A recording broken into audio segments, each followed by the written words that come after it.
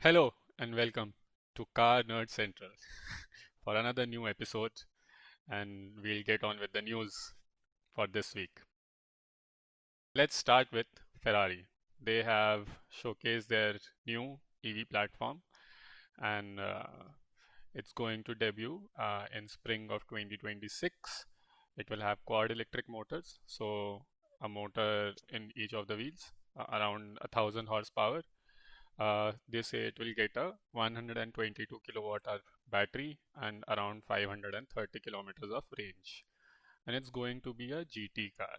So I'm guessing it would be something like the GTC for Lusso or an update to that. It looks in the spy shots that have been seen rotating around. It looks like a GTC for Lusso successor as well. I have no idea why Ferrari is still going on with the electric car fad, even though many manufacturers, especially sports car manufacturers, have pulled the plug on their future EVs. No, I But think they are quite good with their timing. They are the last ones to have launched a all-electric supercar, or not a supercar, a GT car. But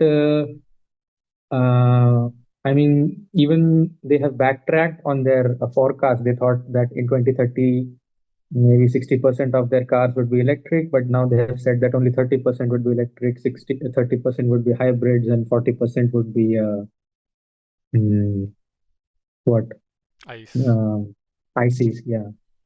So it's still skeptical how this will pan out and who will be the customer of these Ferraris. I'm assuming they will cost a bomb still. Uh, 300 $400,000 is what I'm assuming these cars will cost, and I think that this will be. I don't want this to turn into a swagway where Ferrari convinces its customers that they have to buy this to get into their other special cars, which could be which could very well be a possibility. Porsche. And another thing that they mentioned was this is one of the densest battery packs in the industry. I forgot the number that they quoted, but it is denser than the Rimac But it Nevera. still only has 530 kilometers of range. I think that's too less for a car which is still not out yet. And assuming that they'll showcase the full car next year and that people would start getting their hands on this car by the end of next year or the start of 2027, and then it will still have 530 kilometers of range. I guess the performance 530 kilometers of range is fine, but if they are saying it's 530 kilometers of range, the real world range would be a lot lesser than this. Um, True. let's see. We'll have to just see what Ferrari comes up with. Yep. Okay, then moving on to the next news. Toyota has teased a new GR supercar, possibly a Lexus, possibly not a Lexus. We do not know. Uh, it has teased it at the Fuji Speedway. The reveal might take place on October 13th, and it it would have a twin turbo V8 engine. Mm, that's good news, I think. Not as good as a naturally aspirated V12, but still better than a V6 hybrid. What do you think? It is better than a V6 hybrid. I think again, if we go anything by what the previous engine was on the Lexus LFA, I think this V8 should be, not would, it should be pretty amazing, Yep. regardless. And I'm really excited. I think October 13 is the day when they might reveal it. Uh, but I think the whole world is pretty excited to see the new Toyota supercar.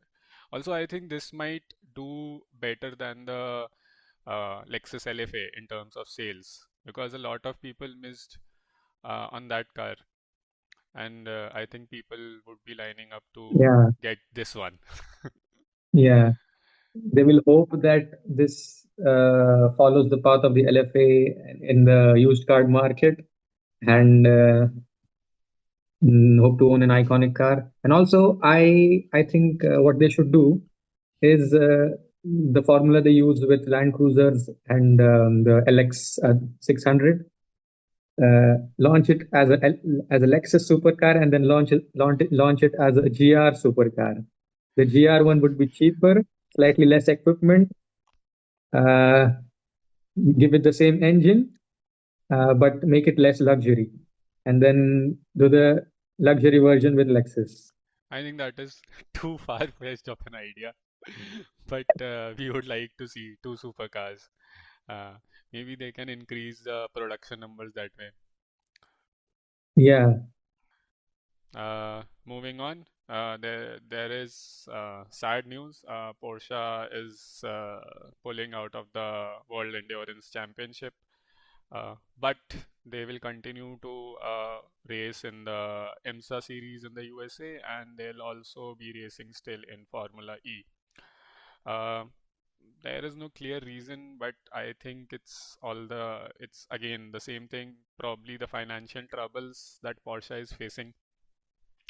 And this time round, the WEC, even more manufacturers are participating. So, which is always a good thing. I mean, I'm excited to see Genesis out of all the companies to be racing at WEC. But sadly, Porsche will not be there in the next series, which is quite sad. another YouTube news this week. Jerry Rig Everything had a Rivian battery mishap.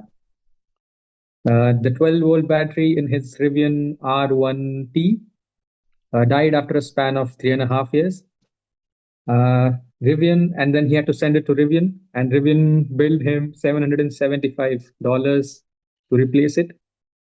A person, Wasim Ben, said that it requires a diagnostic tool to clear the error codes after the replacement, which is the reason why he was not allowed to change it by himself.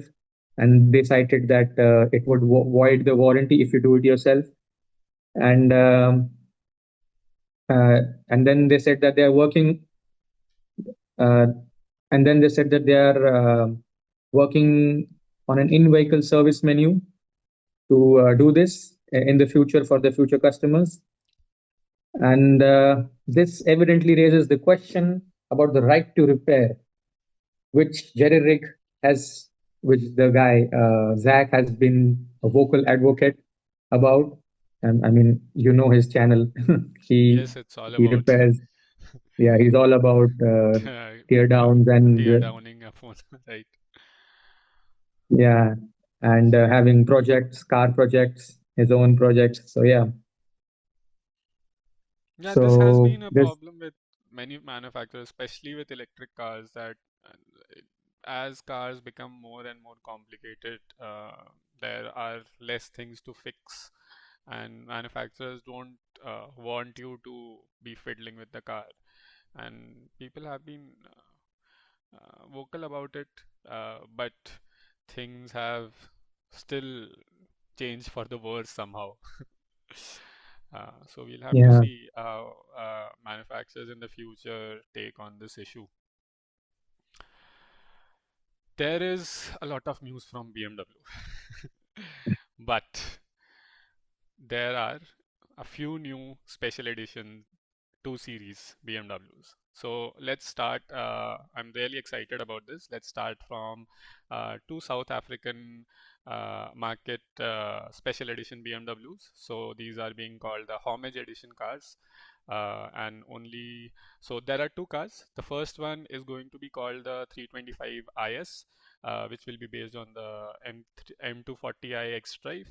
and it looks quite cool. It has two spoilers, M performance wheels, a lot of the M performance parts thrown at it, uh, and then there is the second one, which is the 333i, and it will be based on the BMW M2. And it's this one is the one that I think is the coolest special edition that BMW has done in recent times. So this one has retro-inspired graphics, which is to be expected. But interestingly, it has 20-inch Alpina wheels. So I've never seen a special edition coming from BMW which has Alpina wheels, which is a sub-brand of BMW itself. But it looks amazing. It has an M performance exhaust as well, and the interior is also done very well. So it has those classic checkered seats, uh, which arc back to the olden days, and these special editions stem from the South African trend of doing skunk work edition BMWs when BMW South Africa had quite a bit of autonomy, and they used to make cars which were a little more performance oriented because they would not get cars like the M3 in their market. So they created their own special edition cars. Funnily enough, now this was for the South African market, but there is another special BMW that was launched uh, a couple of days ago. It is called the BMW M2 Turbo Edition. So uh, this is based again on an M2, and this will be manual only. But and it harks back to the olden days of the original BMW 2002 Turbo. But it is $15,000 more expensive than the regular M2. And all I can see that this has is a couple of badges and a few parts which don't account to $15,000 of upgrades. So it's basically a sticker pack for $15,000 because you can also option all these parts yourself on a regular M2, which starts $15,000 cheaper. So I think the South African models, the South Africans are doing it correctly. They know how to create a special edition, and the whole world should have gotten those editions rather than this turbo edition. It's one of the lamer special editions that has come out of BMW. And that you mentioned, it is $15,000 more expensive. Uh, how much would the options cost on the regular M2 if we try to option it like for like? So it's around, I think, $5,000 to $6,000 of options which are being included in the package. Uh, but everything else is still an option. So if you want the M performance wheels, you have to pay $6,000 anyway. If you want the carbon package, you have to pay that as well. So it Uh, doesn't actually seem that worth it in terms of money, except that you are getting a badge of a turbo, which also seems like it can be printed anywhere and be stuck on your car. So there is nothing special about the M2 Turbo Edition, but I yeah, do so love. it is a $10,000 sticker job. It is a $10,000 sticker job. Okay, then moving on to another news from BMW. Mm, it is believed that the BMW M4, the current generation BMW M4, will continue to sell along with the Neue Klasse BMW M3. Uh, it is possible that they decided this because the Neue Klasse M4 would still be under development when the M3 launches. So which is why there's this overlap, and they don't want to discontinue the M4 uh, immediately. Or it could also be that they're trying to test the waters with the M3. Does the Neue Klasse design work? And if it doesn't, maybe they'll do some adjustments, they'll rework, and that's the reason for the overlap. So yeah, That is what do you? quite That is quite interesting because there's an electric M3 coming as well, and I think this would be an interesting lineup next year when you could buy the new M3 and you can buy the old M4 and you can buy an electric M3 as well in the showrooms. But BMW has also launched new fragrances, so we'll move on to them now. So what do you think they smell like? Uh, Petrol, yeah, 100 octane petrol. probably they smell like a whole lot of oil. So there are three versions. One is from 1972, one is from 1985, and one is from 2025. All three of them have different signatures. You can read them about on the website. And even though these fragrances are somewhat lame, I still think that the BMW M2 Turbo Edition is lamer than these three fragrances. Next news from Lamborghini. Lamborghini has shown a new concept car. It's called the Manifesto, and it looks like the Aventador from some angles, and especially from the rear. I think it is inspired by the current generation, the Huracan successor. Aventador, What is it called? the Temerario. Yeah, the Temerario, because at the rear you can see the wheels, like the diffuser angles up, and you can see the wheels, and that I think is something they want. That is their new design language. They want people who are behind you to see the width of their wheels and how aggressive their It is car an is. it is an interesting design. It looks striking. Like all Lambos, I think it still looks striking. We'll have to see what a real car would look like with this design language. But I think it's an interesting look. Yep. And also from the front, it looks a little bit like the Batmobile, which every other Lamborghini does. Hmm, makes sense. Moving on to Tesla. Now, very interesting two models have been released by Tesla. So the Model 3 and Model Y have new base models. These are called standard variants of the Model 3 and Model Y. The Model 3 now starts from $37,000, so which makes it $5,500 cheaper than the next variant above. And the Model Y standard starts from $39,990, which makes it $5,000 less than the next base version. But interestingly, Tesla has gone way too far, in my opinion, with the cost cutting. So there is no light bar, which is fine. I think it looks better without the light bar on the Model Y. There are different bumpers, base model wheels. There is no screen at the rear now. There is a manual adjustable steering wheel. No FM radio for some reason. They have also downgraded the sound system, which is a 7 speaker system rather than a 15 speaker system. Uh, Funnily enough, the outside rear view mirrors are now manually folding, and they also don't have auto dimming now. There is also manually folding rear seats, and the double pane windows have been removed.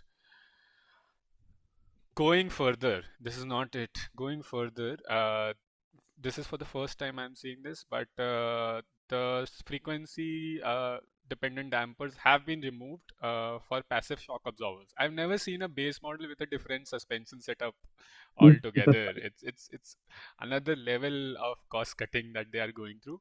And Yeah, and while the whole roof of the Tesla Model 3 and Y are still made of glass, they are covered from inside because they have just covered the sunroof with a headline. So there is a um, glass up top, but from inside you can't see outside. So it's I don't know where do they get these ideas from. Might as well give a sunroof to people. Uh, I think it's yeah, mostly because uh, the one plain headliner would be cheaper, in my opinion. That's why they did it. Uh, but still, too extreme of a base model. Yeah. For All the subtractions are okay, but there's one I really laughed at was the manually folding side mirrors. Nobody does that. nobody Literally does that. nobody does that right now. Even even uh, even base model cars of very cheap shit boxes now come with folding Yeah. rear view mirrors. I think it's just an America thing where people don't fold their mirrors so often, but it's fine. It truly is crazy. Next news from Cupra. Cupra has released the Formentor VZ5 or the VZ5 if you are in America. Uh, and interestingly, it has the 5-cylinder 2-liter engine from the 2.5 liter. RS3. 2.5 liter. Oh, It's 2.5 2.5 liters. I'm liter. sorry. Yeah. It's It will put out 385 bhp, 15 less than what it does in the RS3. Yeah, it does 400 in the RS3, right? Yeah. And it will be limited to a 4,000 unit run. And I think this is good news because we are finally seeing that engine trickle down to other cars, which means yes. Audi could be working on something better than the 5-cylinder, and potentially the Golf might also get it. What do you think? So I read somewhere that the next generation Golf R might get the 5 cylinder, and I think this is the end of this engine. Uh, we'll be seeing this engine coming to the end of its life, and that would be a great hurrah to this engine, putting it in the Golf R. Although we talked about this earlier, and you said that you think that Audi would not like to dilute its brand by giving this engine to a Volkswagen Golf. But it would Yeah, be but then interesting. I thought about it later, and then, like you said, I realized that it is the end of the life cycle for this engine. They might be working on something new, something different, and it is possible that they now give it to Volkswagen and Cupra, and then later maybe even Skoda. Although that is highly unlikely. But if that happens, I would Then be happy. I would also be happy. But I think Yeah, the original Golf R32 had a VR6 engine, and that was amazing in terms of sound and yeah. in terms of how it was a special engine. And since the newer Golf Rs just have a EA888 engine, which is in every other car, it's in the Tiguan, it's in the T-Roc, and it's in everything that is Audi Volkswagen Group. So it would be interesting to see it in something like the Golf. I would love a Golf R with this 5-cylinder engine. Yeah. Moving on, Mansory has touched another G-Wagon again. It's called the Grande Entry Edition. Lots of checkered carbon fiber, a new body kit, lots of flares, a carbon fiber bonnet.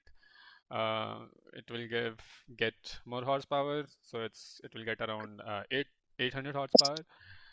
Funnily enough, it has suicide doors at the back, and Mansory is thankfully only going to make 8 of them. I don't Thankfully, want yeah. any more of these. I don't want any more of these to be made. I mean, it's hard to believe that 8 people they could convince 8 people to buy it.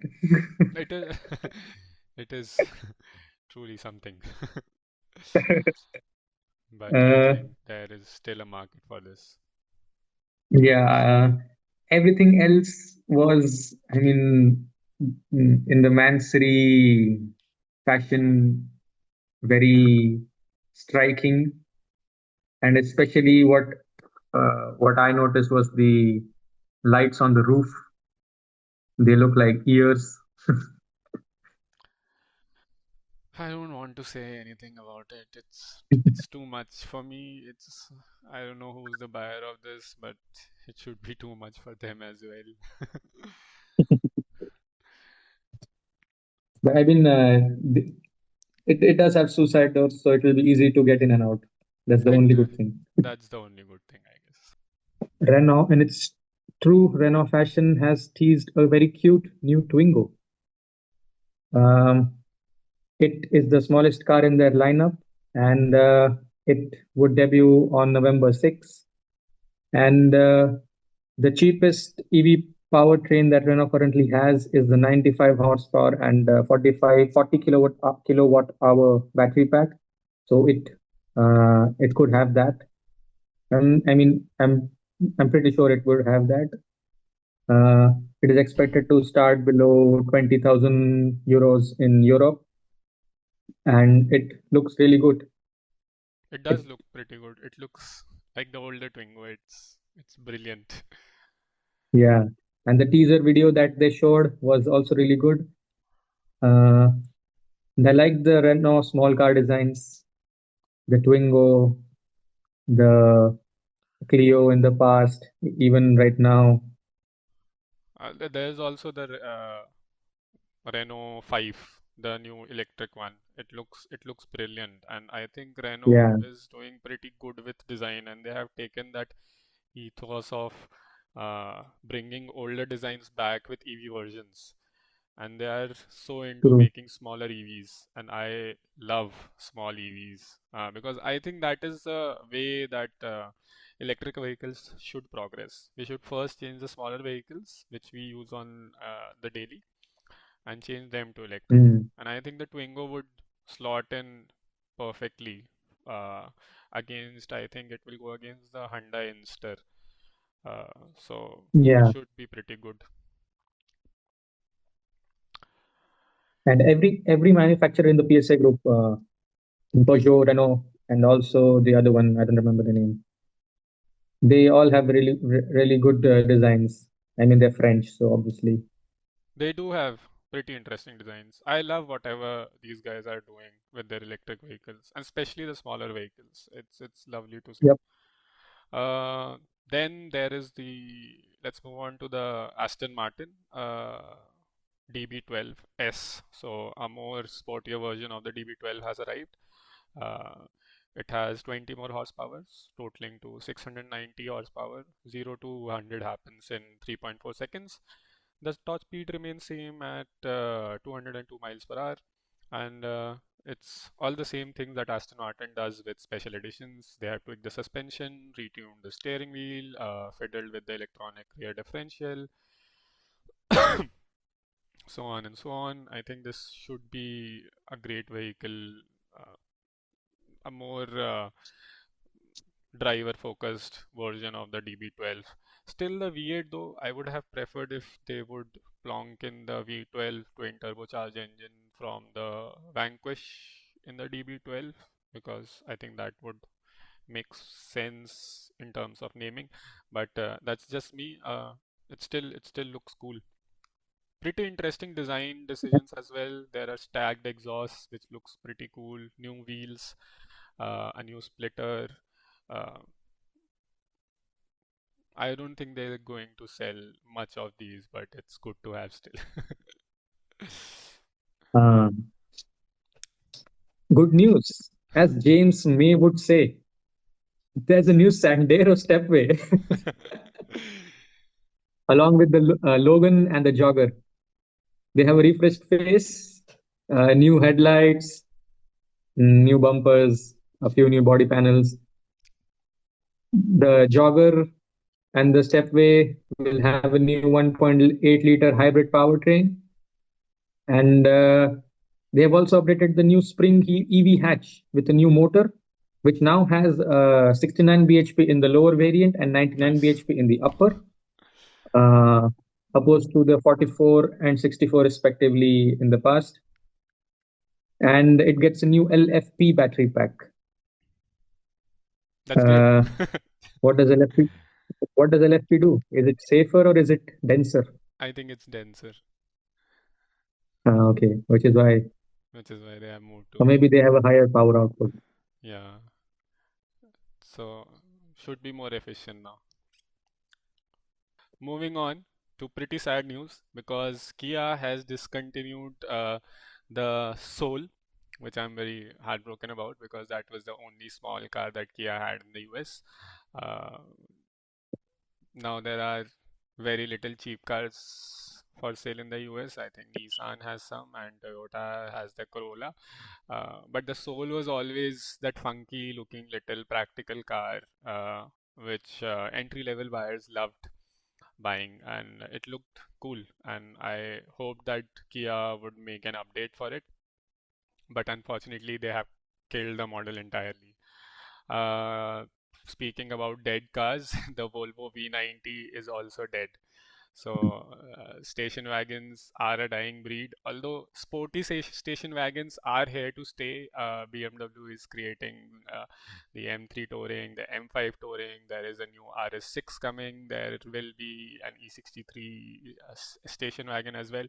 Uh, but Volvo, a company known for station wagons, has discontinued their flagship station wagon, and I think it they now only have the V60 in their lineup, which might also be discontinued because those cars also have poor sale numbers. Uh, it's truly sad that Volvo has shifted its ideologies to SUVs now. I think they are forgetting their brand a little bit with the sort of cars they are producing. I get the whole SUV thing and the whole minimalism vibes, but Volvo as a brand was also once a cherished brand between enthusiasts. They had the diesels, they had the five-cylinder engines, they had very sporty station wagons which would kick ass on track and touring car championships. Uh, but Volvo has not been the same since the days of boxy station wagons have uh, left us. Anyway, so that's it for the Yeah. news for this week. We'll see you next week. Bye bye.